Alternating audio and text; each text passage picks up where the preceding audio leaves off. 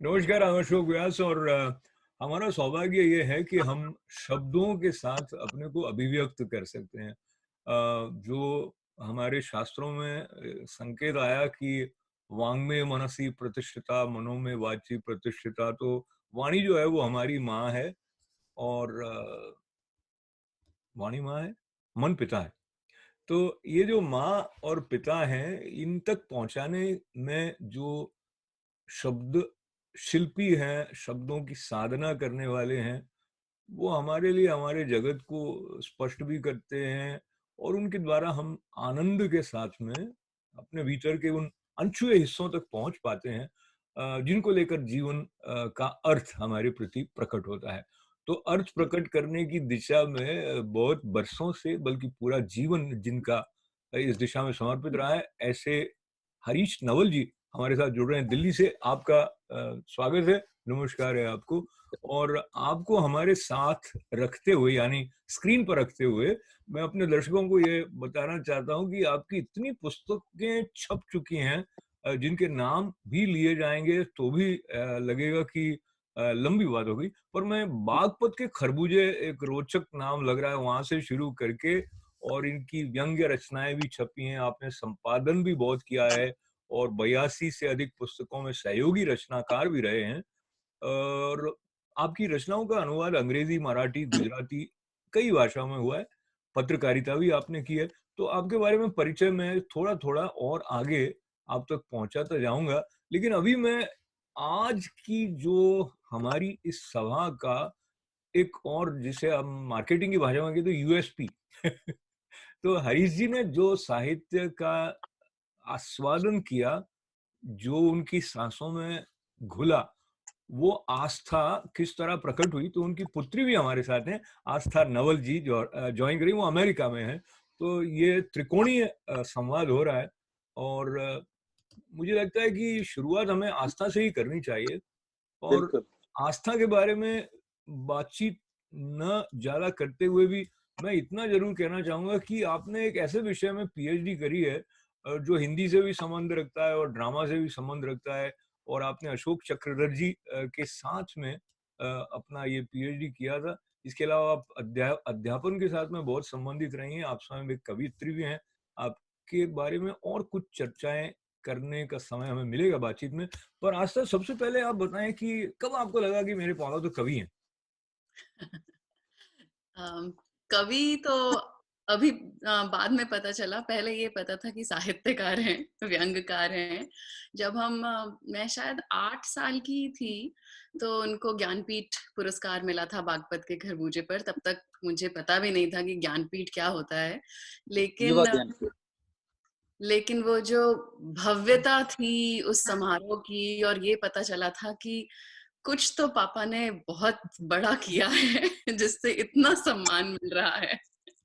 तो तो वो बहुत गर्व की बात थी। और साथ में घर में ऐसा माहौल देखने को मिलता रहता था। ये मेरा सौभाग्य है कि मैं इस घर में मैंने जन्म लिया, क्योंकि जो मेरे नाना जी हैं, वो भी साहित्यकार थे, डॉक्टर विजेंद्र स्नातक। हम उनके घर जब जाते थे, तो आए दिन ऐसे-ऐसे नाम जिनको हिंदी पढ़ने वाले अ, छूना चाहते हैं, उनसे हम बचपन में मिल लेते थे।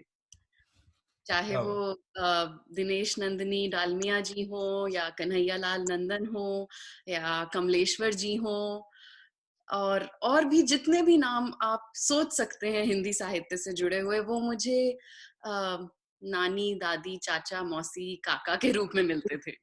क्या बात! तो आशा, आपके पास वापस आते हुए मैं, जो आपने ज्ञानपीठ पुरस्कार का उल्लेख किया, तो मुझे लगा कि वो जो युवा ज्ञानपीठ पुरस्कार की स्मृतियाँ अपने साथ हरीश जी के पास हैं, और वो पुस्तक भी थी बागपत के खरबूजे।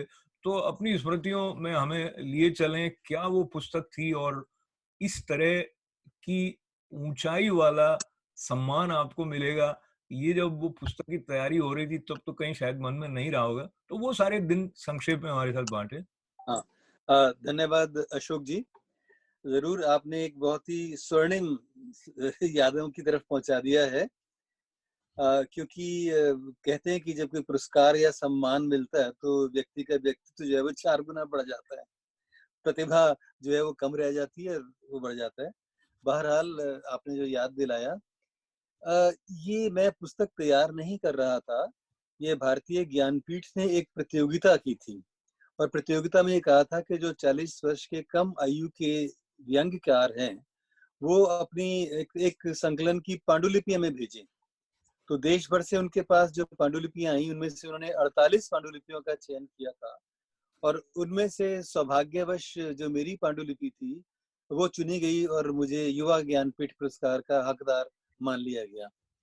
और बड़ी बात ये थी कि उस व्यंग्यकार जो जो व्यंग का सम्मान था, पुरस्कार था, उसकी निर्णायक समिति में शरद जोशी जी और श्रीलाल शुक्ल जैसे दिग्गज व्यंग्यकार भी निर्णायक के रूप में उपस्थित थे। तो यूँ मैं काफ़ी पहले से व्यंग्य लिख रहा था, किंतु मेरी कोई पुस्तक नहीं आई थी। तो मैंने सोचा इस बहाने एक पुस्तक भी बन जाएगी, तो मैंने अंतिम दिन, क्योंकि हम अपना घर उस समय शिफ्ट कर रहे थे प्रताप बाग से पीतमपुरा की तरफ, तो रचनाएँ ढूँढ रहा था। ढूँढ-ढाँड के उनको मैंने पांडुलिपि बना कर के आखिरी दिन जमा की। तो एक बड़ी अच्छी यादें हैं और जब उसका समारोह हुआ 31 अक्टूबर 87 को, तो इंडिया इंटरनेशनल सेंटर का जो मेन हॉल है, मुझे भी आश्चर्य हुआ और बहुत अच्छा लगा कि वहाँ तिल रखने की जगह नहीं थी। स्वयं जो ज्ञानपीठ के अशोक जी, इंदु जी हैं, वो जब आए तो इंदु जी सीढ़ियों पर ही बैठ गईं, जगह नहीं थी, कुर्सी नहीं थी। क्या बात लोगों ने उनको पहचाना नहीं, तो और वहाँ मनमथ नाथ गुप्त जैसे लोग, स्नातक जी जैसे लोग और वहाँ मेरे विद्यार्थी भी थे और मेरे गुरुजन भी थे। तो एक बहुत अच्छा लगा। सबसे बड़ी बात थी कि वो स्पर्धा में जीता, कि वे प्रतियोगिता के तहत वो पुरस्कार मिला। इसलिए मुझे उसकी गुणवत्ता से अपना लगा कि चलो कुछ मूल्य हुआ है और लेकिन ये लगा कि बोझ बढ़ गया है, अब ज़िम्मेदारी बढ़ गई है। क्योंकि वो भारतीय ज्ञानपीठ और टाइम्स ऑफ इंडिया का एक ही ग्रुप है। तो इसलिए टाइम्स ऑफ इंडिया के जितने संस्करण थे, जितने उनके अखबार, पत्र-पत्रिकाएँ थीं, उनमें बहुत ज़ोर-शोर से बड़े हाशियों में ये खबर छपी। इतनी खबर छपी कि बी आर चोपड़ा जी ने मुझे चिट्ठी लिखी कि मैं इस पर सीरियल बनाना चाहता हूँ। क्या बात है कि भाई! राई मासूम रजा जी का फ़ोन आया कि बेटा ये तुम हाँ कर देना, हम इस पर बनाना चाहते हैं। नरेंद्र शर्मा जी ने मुझे बधाई दी। तो ऐसे-ऐसे काम हुए जो शायद मैं उस योग्य नहीं था, किंतु उस पुरस्कार ने या समझे प्रतियोगिता ने मुझे उसके काबिल बना दिया। तो मुझे लगा कि अब मुझे ये ज़िम्मेदारी निभानी है। तो मेरे कंधों पर बोझ बढ़ गया। तो मैंने कोशिश की कि मैं उसको बरकरार रख सकूँ और भी बहुत सी यादें जुड़ी हुई हैं। मैं तो उन्हीं यादों में खो जाऊँगा, पर एक मेरे ख्याल काफ़ी है ये शब्द। नहीं, हमारे लिए बड़ा सौभाग्य है कि ऐसी यादें हैं और ऐसा भी होता था। आज के हाँ, युग में हिंदी भाषा से संबंधित कार्यक्रम में आपने कहा कि तिल रखने की जगह भी हाँ। नहीं थी। ऐसी स्थितियों की कल्पना करके ही आनंद आ जाता है। हाँ, लोग और सीढ़ियों पर बैठे हुए थे, दरवाजे के पास बाहर खड़े थे, तो आश्चर्य हो रहा था कि जो हुँ, करता-धरता है, उनको सीट नहीं मिल रही थी। श्रीलाल शुक्ल जो हैं, वो मेरे दादाजी को हाथ से पकड़ कर ला रहे थे और सीट खोज रहे थे, कहाँ बैठूँ? क्या बड़ा बात है। तो श्रीलाल शुक्ल जी का राग दरबारी भी मुझे याद है। और हरी जी, मैं आपके पास आने से पहले फिर एक बार अब आस्था के लिए ये जो आपने कहा कि आपका उत्तरदायित्व बढ़ गया था, तो अगर जाना-माना साहित्यकार हो जाए पिता, तो बच्चों का भी थोड़ा उत्तरदायित्व बढ़ जाता है। हाँ, तो हाँ, अभी मैं आपसे आस्था ये जानना चाहता हूँ कि व्यंग्य जो है, वो एक ऐसी विधा है जो बहुत कारगर भी साबित हो सकती है, लेकिन वो लचर भी हो सकती है। तो वो जो एक संतुलन होना चाहिए लेखक में, उसकी दृष्टि में, वो निश्चित रूप से हरीश जी के पास रहा है।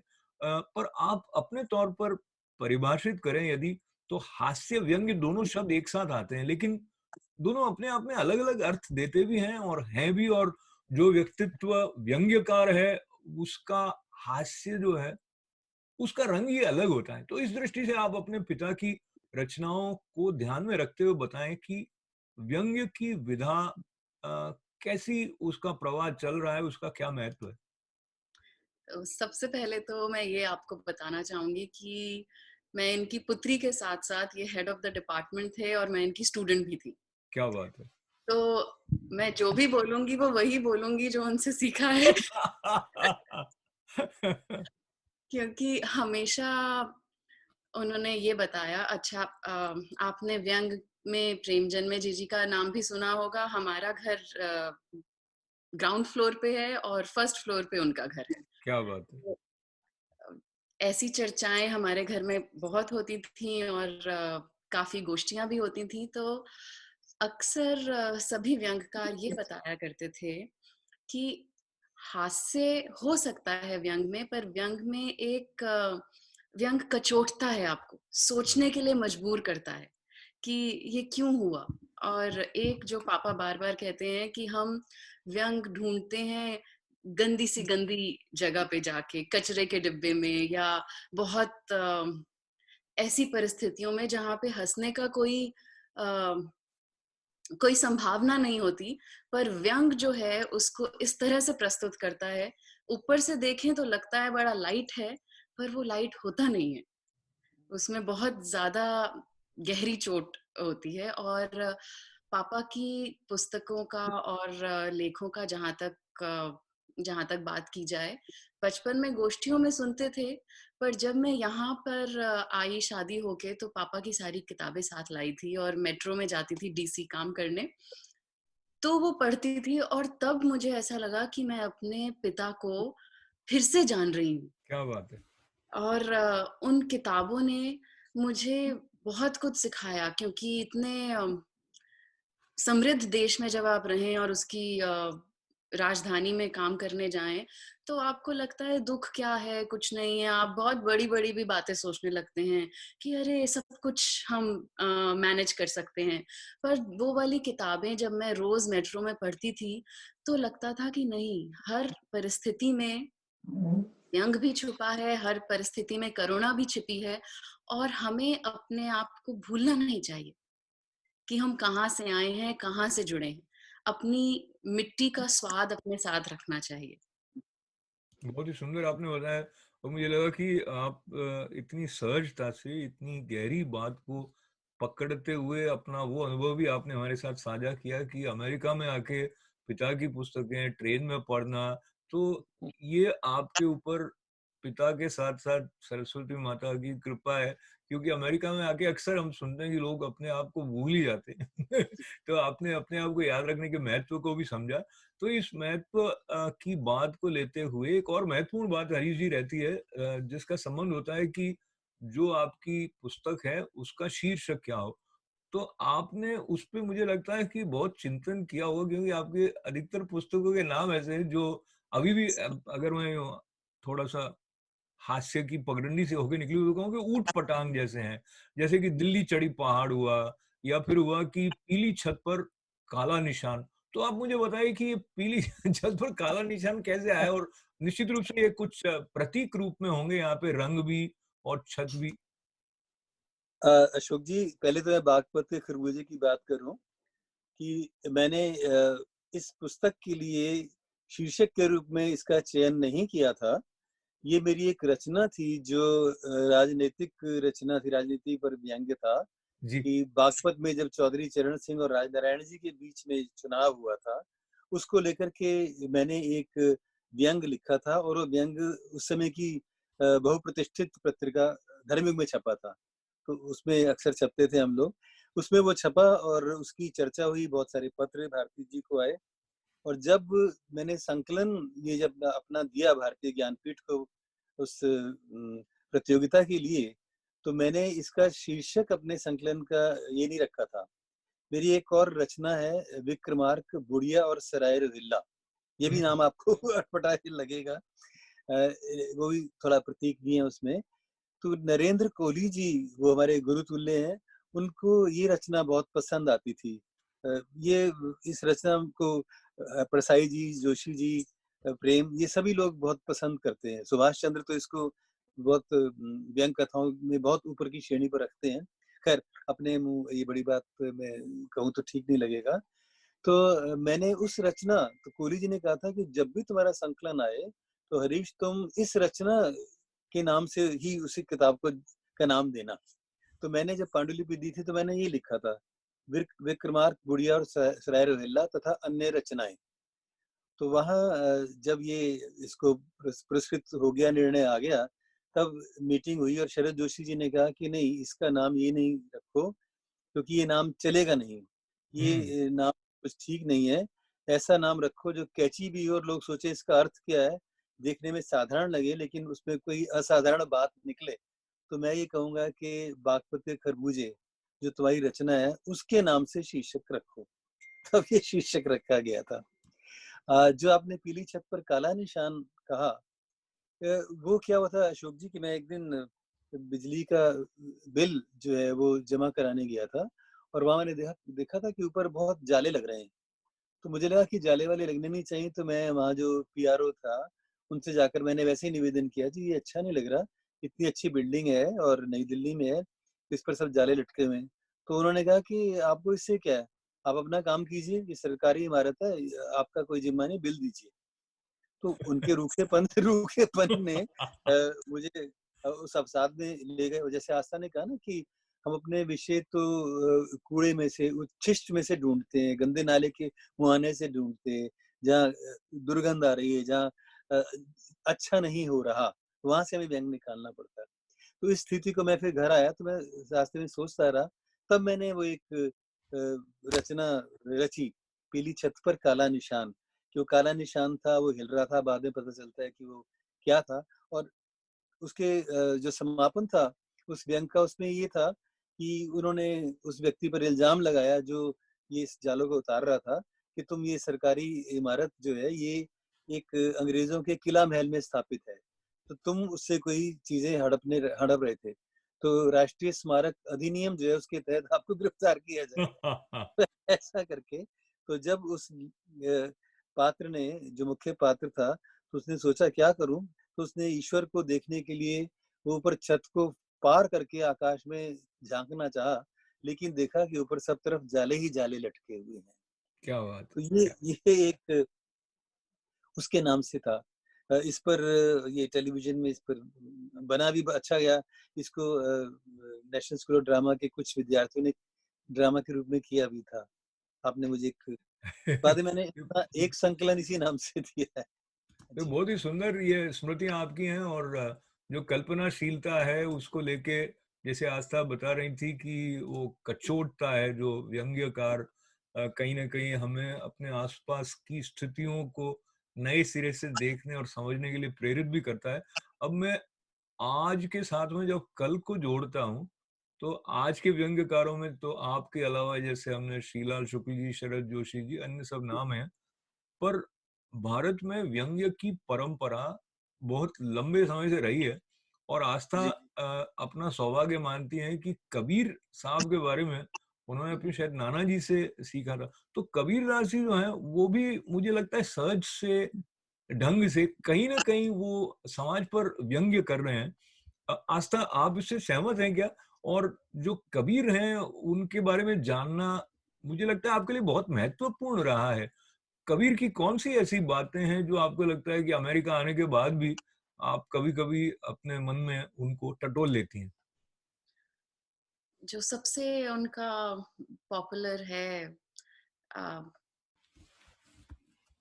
मुल्ला बांग दे क्या बहरा हुआ खुदाए हुँ, और अगर गंगा नहाए नर तरे तो मेंढक क्यों ना तरहें। हुँ, हुँ। हुँ, वो सारी बातें अगर हम आज का परिप्रेक्ष्य देख लें, किसी भी देश का देख लें, हम सिर्फ हिंदू और मुसलमान तक ना अटकें, हम ये अपना जो पूरे विश्व में बड़ा अजीब-सा रिफ्यूजीज़ का जो संकट चल रहा है, जी, उसको देख लें। अभी ये कोरोना वायरस को देख लें। हर जगह हमें कबीर को अगर हम जान लें, साध लें, तो ये किसी भी तरह का कोई विवाद होगा ही नहीं। मुझे ऐसा लगता है और जो मैंने अ, आपको बताया कबीर के बारे में नाना जी से पढ़ना, वो मेरे लिए बहुत बड़ी बात थी क्योंकि जब मैं फर्स्ट ईयर हिंदी ऑनर्स में आई, तो नाना जी सेशन शुरू होता है जुलाई में और नवंबर में उनका देहावसान हो गया था। जी। और वो इतनी बड़ी हस्ती थी पर वो कुछ महीने जो हमें कबीर कोर्स में लगे थे, तो मैं उनसे समझने गई थी।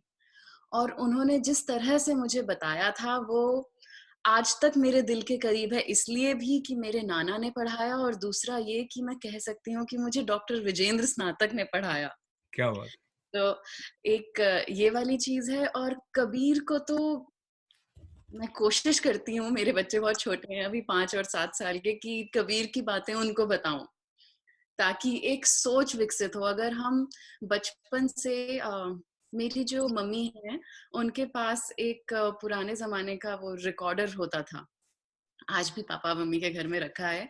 तो उसमें वो कबीर के दोहे चलाती थीं, उनके पास शायद एक रेडियोग्राम था। रेडियोग्राम, हाँ, रेडियोग्राम में उनके पास वो होता था, तो कबीर के दोहे बचपन में ऐसे ही हम आते-जाते वो चलते रहते थे, कबीर, रहीम, इन सब के। तो उसने तब तो शायद नहीं उतना सोचने पे मजबूर किया होगा, लेकिन जैसे-जैसे आप दुनिया को देखते हैं और अजीब-सी चीज़ें देखते हैं, लोग लड़ क्यों रहे होते हैं उनको पता ही नहीं होता। वो मुद्दे को भूल जाते हैं और बस लड़ाई पे उनका फ़ोकस रहता है। तो बार-बार यही लगता है कि अगर कबीर फिर से आ जाएँ या लोग उनको फिर से ज़िंदा कर दें अपने मनों में, तो बहुत कुछ सुधर जाए। तो अब मैं इस बात को लेते हुए ऐसे हम इंटरनेट के माध्यम से जुड़ रहे हैं अभी, तो इंटरनेट का श्रेय, उसके विकास का श्रेय किसी एक मनुष्य को नहीं है। मतलब बहुत लोगों का कंट्रीब्यूशन है। तो उसी तरह से जो हमारी चेतना के विकास की यात्रा है, उसमें कबीर साहब का भी एक महत्वपूर्ण योगदान है। पर आपने जो कहा वो वापस आए, मुझे लगता है वो गए नहीं, वो आपके अंदर भी हैं और कहीं न कहीं हरीश जी के अंदर भी हैं। तो हरीश जी, आपके द्वारा जो व्यंग्य लेखन हुआ है या फिर आपने पत्रकारिता भी की है, अनुवाद भी किया है, कविताएँ भी की हैं। तो आपको प्रमुख रूप से जब अभिव्यक्त करने का एक भाव या आंतरिक दबाव होता है, तो आपको कौन लगता है हरीश नवल कौन है? व्यंग्यकार है कि कवि है? अशोक जी, आपने बहुत ही उत्कृष्ट, बहुत प्रखर किंतु बहुत कठिन प्रश्न पूछा है। ये बताना कई बार मुश्किल हो जाता है। जैसे मुझे जो लोग हैं वो व्यंग्यकार के रूप में ज़्यादा जानते हैं, और वैसे जो लोग मुझे मुझे बहुत निकट से जानते हैं और मुझे मौखिक रूप से सुनते हैं, उन्हें लगता है कि मैं संस्मरणकार बहुत अच्छा हूँ। और मेरी एक पुस्तक निराला की गली में संस्मरणों की है, जिसमें बच्चन जी, निराला, दिनकर, कमलेश्वर जी, इन सब पर मैंने संस्मरण लिखे हैं अपने अनुभव और साक्षात्कार के अनुभवों पर। तो वो बहुत आत्मीय लगता है लोगों को। जब मैं सुनाता हूँ तो लोग मुझसे माँग करते हैं कि आप संस्मरण सुनाइए। और दूसरी बात है कि कविता, चूँकि हम सब लोग कवि तो होते ही हैं। कवि वो हमारी प्राथमिक व्यक्तित्व का वो बोध होता है जो हमारे में अपने आप फूटता है और वो शब्दों के रूप में आता है। बाद में हम उसे शैली से और शिल्प से विकसित करते हैं, यदि हम उसको विधा के रूप में ग्रहण करते हैं। तो मैंने चूँकि मेरा एक और पक्ष भी था जो सबसे पहले मुखरित था, वो कहानी का था।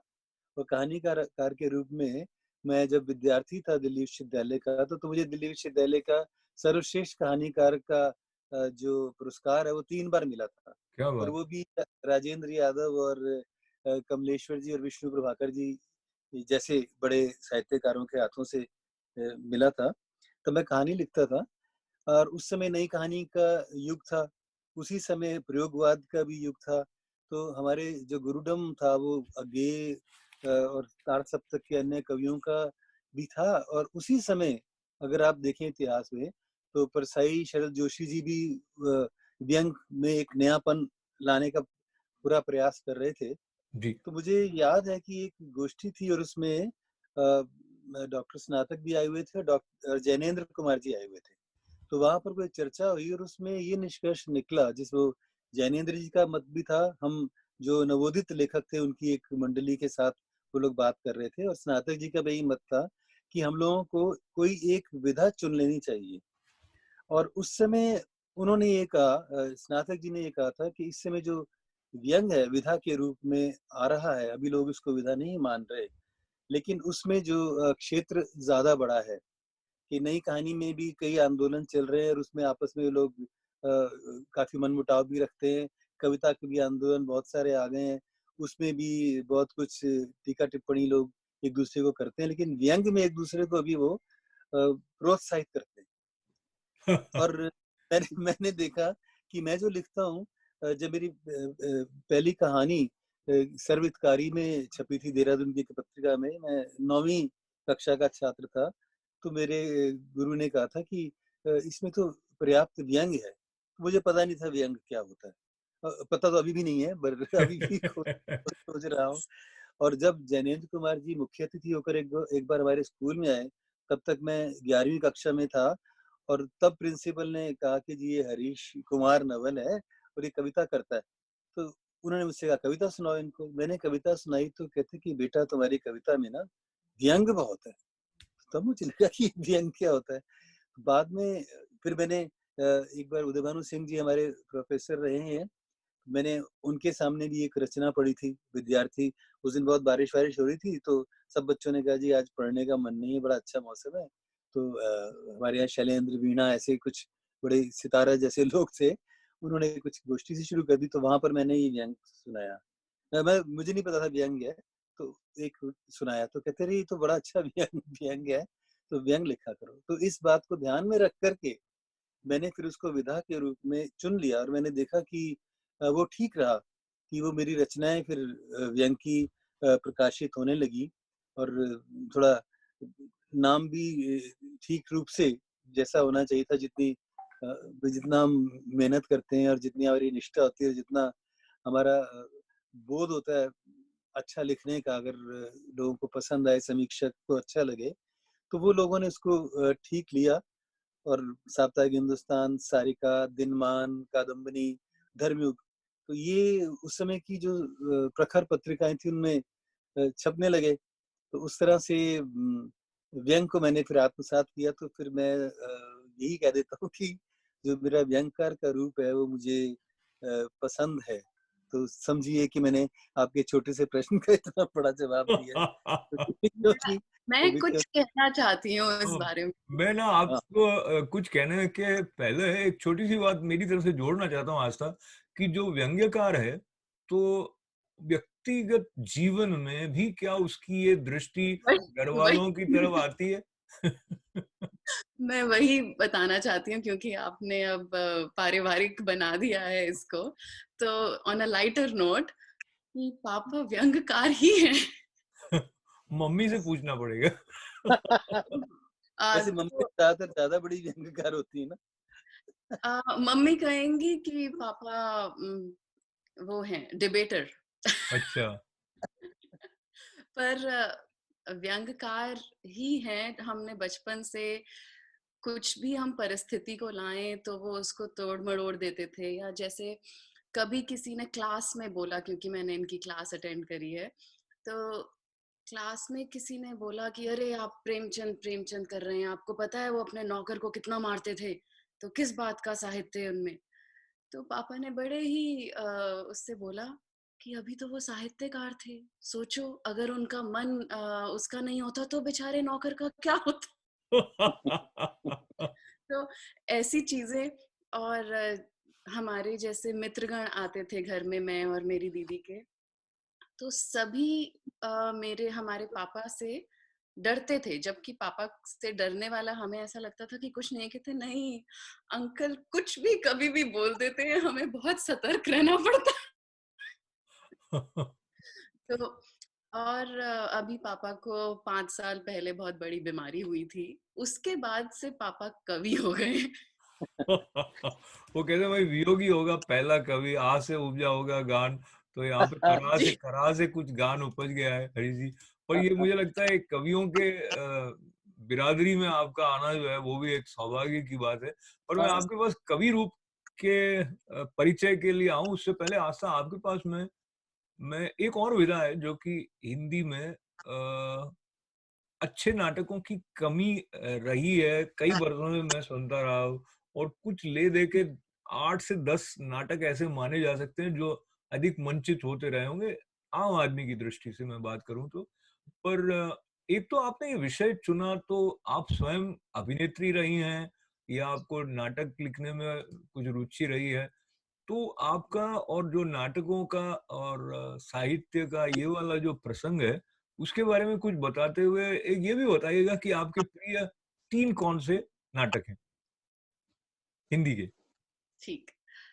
तो सबसे पहले तो बचपन से मुझे नाटक करने का बहुत शौक है। घर में मेरी दीदी मुझे नौटंकी वैसे बोलती थी, पर जब हम पहली कक्षा में थे 6 साल के, तो कोई 50 मिनट का नाटक था जिसमें हमने भाग लिया था। उसमें मेरा सिर्फ एक सीन था कि हमें कुछ पोशम पा भई पोशम पा ऐसे कुछ करते हुए घूमना है, पर मुझे वो 50 मिनट का नाटक पूरा याद हो गया था। और उसमें फिर मेरे माता-पिता का योगदान है कि हम कहीं पे भी जाते थे, वो कहते थे, "आस्था चलो नाटक दिखाओ।" तो वो पूरा 60-70 लोगों का जो 50 मिनट का नाटक था, वो मैं अकेले दिखाती थी। क्या बात! तो वहाँ से रुचि हुई, फिर अजय, शायद बात आगे 9वीं जाए का। उससे पहले ना मैं एक थोड़ा-सा आपसे निवेदन कर रहा हूँ, यदि कोई नाटक का संवाद आपको याद हो, जो चाहे आप पूरा अदा ना भी करें, लेकिन हमारे साथ बाँटें, क्योंकि कई बार कुछ संवाद हमें याद रह जाते हैं। अगर आप नाटकीय अंदाज में सुनाएंगी तो और भी अच्छा है, वरना वैसे ही। एकदम से आपने बोला तो बहुत टाइम हो गया है, कोई नाटक नहीं किया है, पर पन्ना धाय बनी थी मैं। और उसमें पन्ना धाय की कहानी ये है कि वो राजा का बेटा बचाने के लिए अपने बच्चे की बलि चढ़ा देती है, कि राजा के जी, बेटे की जगह अपने बच्चे को सुला देती है, ताकि जब दुश्मन आए तो वो उस पे प्रहार करे, और राजा के बेटे को कचरे की टोकरी में बाहर भेज देती है। तो जब वो ये करती है तो उसका आत्म संवाद है कि पन्ना, तू माँ नहीं, तू तो सरपणी है, सरपणी। वो सरपणी जो अपने ही बच्चे को खा डालती है। और बहुत लंबा संवाद था, मुझे बहुत याद अच्छा। नहीं है, जी, जी। पर उसने काफ़ी प्रभाव डाला था मेरे मन पे। और हाँ, फिर स्कूल में बहुत नाटक किए, कॉलेज में भी किए। कॉलेज में मुझे एक हमने नाटक किया सुरेंद्र शर्मा जी के साथ, वो काफ़ी बड़ा नाम है, और एक और नाटक किया जिन्होंने, मुझे नाम याद नहीं आ रहा है, दिल से फ़िल्म बनाई मुआ थी उन्होंने। जी, मुआवज़े मुआवज़े किया था आपने। हाँ, मुआवज़ा। मुआवज़े तो सुरेंद्र शर्मा जी के साथ किया था। और एक नाटक था साइकिल पे यात्रा, जो फिर दूरदर्शन पे भी प्रसारित हुआ था। वाह! और उसके बाद अभी दिल्ली में एक थिएटर ग्रुप है एटेलियर के नाम से, जिसके जो 5 लोग जो पहले कोई थिएटर ग्रुप रचते हैं, उनमें से एक मैं थी। अब तो वो बहुत बड़ा ग्रुप हो गया है, पर वाह! मुझे अच्छा लगता है बताने में कि मैं भी उसकी संस्थापक रही हूँ। और एनएसडी के साथ भी हमने प्ले किया। जो मेरा विषय था वो ये था कि राष्ट्रीय नाट्य विद्यालय का हिंदी नाटक को योगदान, कि उसने कैसे योगदान किया। तो बहुत मजा आया मुझे अलकाज़ी के बारे में पढ़ने में, और जो भी बड़े-बड़े नाटककार हैं। और ये भारतीय रंग महोत्सव होता था, तो 3 साल तक हर साल जितने नाटक होते थे, जितनी भाषाओं में होते थे, सब देखे, कभी टिकट लेके, कभी बिना टिकट के, कभी बैक स्टेज जाके। तो वो बड़ा अच्छा ऐसा याद है। अब तो ऐसा लगता है कि वो सपना था, पर मुझे लगता है कि जो भी अभी हमारे साथ घटित हो रहा है, वो अभी भी कभी-कभी लगता है कि ये सपना सा ही है क्या? तो तकनीकी दृष्टि से भी बहुत विकास हो गया है, और कहीं-कहीं मनुष्यता के दृष्टि से देखें तो व्यंग्यकार हरीश जी बैठे हैं पास में, तो लगता है कि कुछ ह्रास हो गया है। पर ये विकास और ह्रास दोनों की रास को साथ में लेते हुए, हरीश जी, मैं आस्था के पास फिर जाने से पहले आपको एक और रूप में मैं अपने दर्शकों तक पहुंचाना चाहता हूँ, और वो है आपका पत्रकार का रूप कह दें, या आपने स्तंभ लेखन किया और इंडिया टुडे, माया, हिंद वार्ता, गगनांचल ऐसी पत्रिकाओं के साथ में। और ये वाला जी। जो एक एक दृष्टि होती है, जब व्यंग्यकार कहीं पत्रकारिता के साथ जुड़ जाता है, तो मुझे लगता है वो समृद्धि और लेकर आता होगा। अब इस प्रश्न का एक एक्सटेंशन मैं जोड़ देता हूँ। वो ये जी। है कि अब जो पत्रकारिता है, एक अगर प्रिंट मीडिया कहें और एक इलेक्ट्रॉनिक मीडिया, जैसे कि हम अभी बात कर रहे हैं, हुँ। तो भारत में जो इलेक्ट्रॉनिक मीडिया में, अगर मैं सोशल मीडिया और यूट्यूब को भी ले लेते हैं साथ में, तो ऐसा लगता है बहुत सारे स्वतंत्र रूप से पत्रकारिता करने वाले जो यूट्यूब चैनल वाले हैं, वो भी हो गए। तो ये जो पूरा एक पत्रकारिता की यात्रा का जो क्रम है, जिसमें इलेक्ट्रॉनिक मीडिया और सोशल मीडिया का भी स्थान आ गया है, इस पूरे के बारे में आप अपने उस समय को याद करें तो क्या महसूस करते हैं? हाँ, मैं अशोक जी, बहुत अच्छा प्रश्न है, बहुत महत्वपूर्ण भी है, विचारोत्तेजक भी है।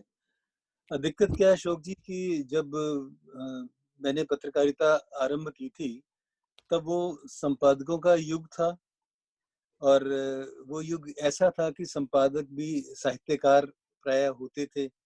कई बड़े-बड़े उल्लेखनीय नाम आप जानते हैं जो संपादक थे और वे सब साहित्यकार थे। बाद में ये हो गया कि वो जो स्थान था संपादक का वो ब्रांड मैनेजर ने ले लिया।